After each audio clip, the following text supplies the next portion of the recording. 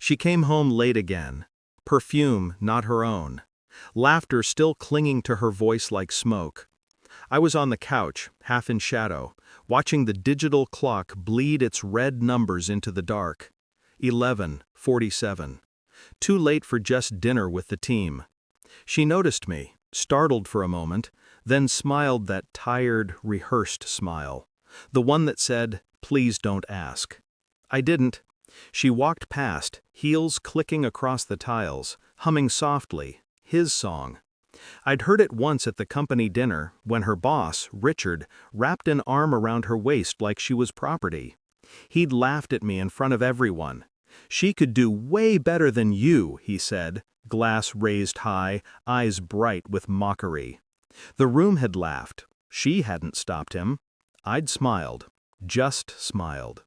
Because some things rot faster when you let air touch them.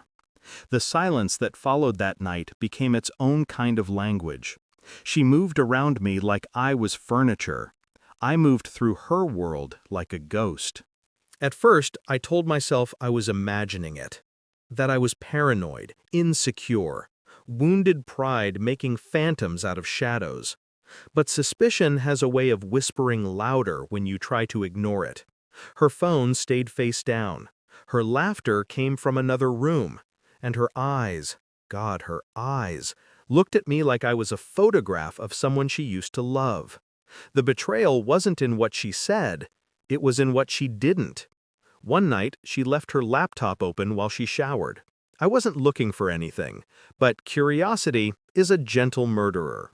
Emails, late-night drafts, her boss's name, phrases that read more like confessions than correspondence. "You made me feel seen again. I can't stop thinking about that night. He doesn't understand me." My name appeared once. He suspects something. I didn't rage. I didn't confront. I simply began observing. Every lie has a rhythm. Every deception leaves fingerprints. I noted her patterns, the late meetings, the client dinners, the sudden interest in fitness classes that required no memberships. I kept records, screenshots, timelines, locations. There's power in restraint. People mistake silence for weakness, but silence is just focus without noise. Weeks passed, and the distance between us grew deliberate. She stopped pretending to care. I stopped pretending not to know. One evening, I went to her office unannounced, under the guise of dropping off her forgotten phone. She wasn't in her cubicle. Neither was he. Through the glass door of the conference room, I saw them, too close. Not kissing, just staring at each other like the world outside didn't exist. It was more intimate than any touch. I left before they saw me. That night, I created an anonymous email, a quiet message to HR, attaching evidence that couldn't be ignored. Photos, messages, dates. I didn't include names, just patterns, enough to start a fire without leaving my fingerprints on the match. Days later, the first crack appeared. She came home early, eyes red, voice trembling but controlled. "Richard's been suspended," she said. "Someone sent something." Her breath faltered. I kept my eyes on the TV. "That so?" She searched my face. I gave her nothing. The silence stretched between us until it snapped. "Was it you?" she asked. I smiled faintly. Would it matter if it was?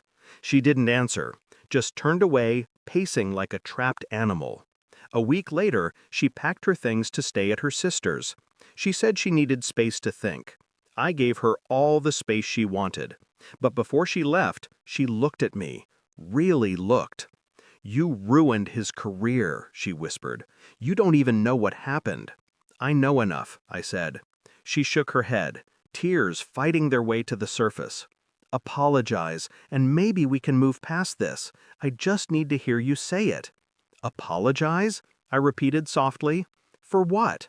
"For embarrassing me," she snapped, "at that dinner, for making this worse." That was it. The truth, naked and cruel. She wasn't broken over him. She was broken because I didn't play the fool quietly enough. I stood there, calm as frost. She waited for my apology. I smiled and said nothing. 2 weeks later, she returned to collect more of her things. The apartment was empty but for her echo and my quiet. She moved carefully, like she was walking through a memory. On the table sat a thin folder, her name on the front. She froze when she saw it. Inside were printouts, screenshots, messages, the evidence she thought I'd never seen. And a single note, handwritten. "You taught me what better means." She didn't call my name, didn't scream. She just stood there, trembling, the weight of her choices pressing down on her chest. I watched from the doorway. "You said you wanted closure," I said quietly. "Now you have it." Her voice cracked. "You destroyed everything." I tilted my head. "No, you did. I just made sure you saw it." She tried to speak, but words failed her. The strength she'd borrowed from his attention had vanished. I walked past her, slow and deliberate, the sound of my footsteps filling the hollow space where our life used to live. Outside, the air felt clean for the first time in months. Cold, honest. I didn't look back. Not once. Some endings don't need explosions. Just the quiet realization that you've already won. She thought silence was weakness. She never understood. Silence is the sound of control returning home.